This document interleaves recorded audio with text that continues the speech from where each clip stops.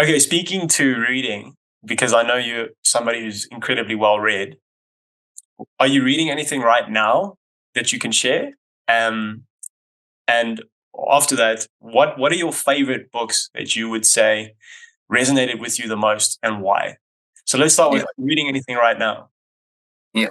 So at this point, so to give you context, I'm on a 5-year break from reading complete books, 5 year like break. starting new books. So Wow. so over the last 11 years, I've read 211 books. What? You believe it? And obviously, the thing with reading is that it's addictive, but Yeah. the the purpose of reading is to apply what you've learned. Yes. So I did go through a phase of reading and accumulating knowledge Hmm. and noting all this knowledge. But within 10 years, it's impossible to apply what you've learned from 211 books. Sure. So I took a step back and I've now gone back to the notebooks and the books I was reading. And on a month to month basis, I'll take out the best bits that apply to what I'm going through now and apply them in real life. Mm. And to go back to 2, 3 questions that you asked me, uh, a few moments ago, but how do I navigate change and challenge?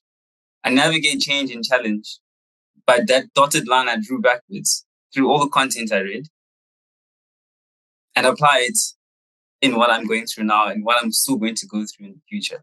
Mm. So, in terms of favorite books, my favorite book is a book by Woodrow Wilson, who was an American president.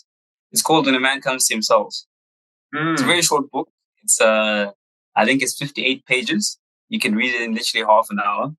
And a quick synopsis of the book is basically about man's purpose and journey within life, where you are, of course, an infant.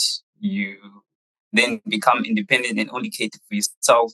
Then you get the responsibility through business or fatherhood or marriage to cater for others. Mm.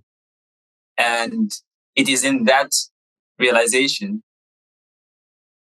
where you realize that in order to become a man, you need to cater for others. So the book Mm. like further dives into that journey, the benefits of taking responsibility of other people and how to basically navigate the challenges that come with that. Yeah. And it basically closes off by saying, when you reach the end of your life, when you do look back, those responsibilities you took are going to make it easier for you to close your eyes one day and essentially rest. Yeah. And one of my favorite lines from that book is that, he who ends life as a bachelor or he who ends life without working or contributing to the world is a failure. 100%. So life is about contributing. You don't have to be married to contribute, right? You don't have to um, have a family to contribute, right? But you need to know that in order to become a man, you need to add value to society, and that is the purpose of life. And if you do not give yourself the opportunity to contribute, when you do get to that deathbed, it will haunt you, and you will feel like you lived an unfulfilled life. That's such a beautiful concept. I love that. And it's so Yeah, timeless as well. And I yeah, think what's interesting? There's so much I can add to that. But like one, the concept of reading for purpose and not just for pleasure. yeah. Great concept. And knowledge is not power, knowledge is potential power. So just because you Yeah, know something, if you're not applying it, it's useless. 100%, Just as 100%, bad as they say the man 100%, who reads and does not apply what he reads is just as bad as the man who doesn't read.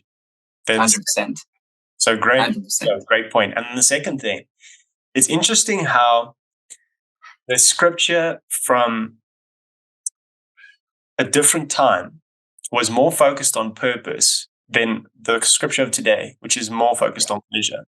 Everything Yeah, today is about the internal world of yourself. Yeah. Pursue yourself. Pursue your own personal pursuits, I guess I should say. Whereas everything of the older generation was contribute, family, service. You know, John F. Kennedy.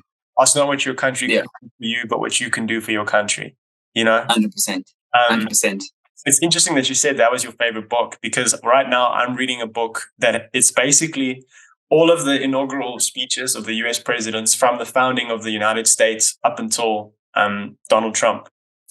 And oh, wow. Interesting. I've been reading one speech each night from each president, and it is such an incredible thing. It's like time traveling. It's literally like time traveling. You see a little slice of the world of their time. That's the coolest thing about books.